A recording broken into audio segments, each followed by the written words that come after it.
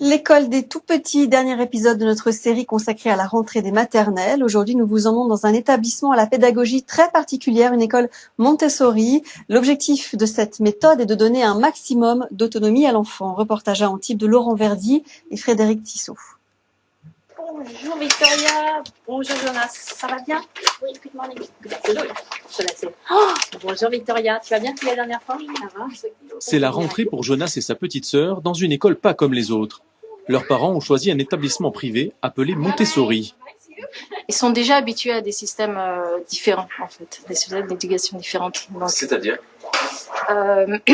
Victoria était déjà en Montessori, mais et Jonas lui était dans une école américaine qui apprenait sur la base de projets. What's the first sound you hear when you say it?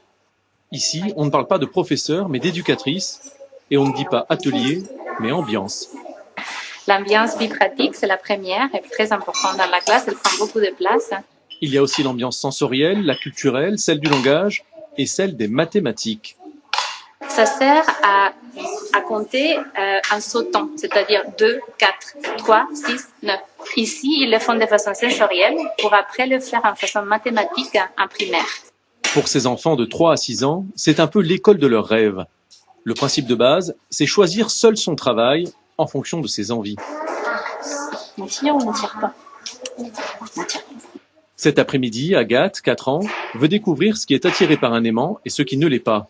Son autonomie est relative. La petite fille est suivie en permanence par une éducatrice. La première fois, j'ai présenté, elle a observé et après, elle reproduit pour pouvoir s'entraîner à comprendre la notion. Alors là, c'est l'aimant, évidemment. Reconnaître les formes ou encore construire une arche, Agathe apprend en s'amusant. Personne ne la juge ou ne l'interrompt dans son travail.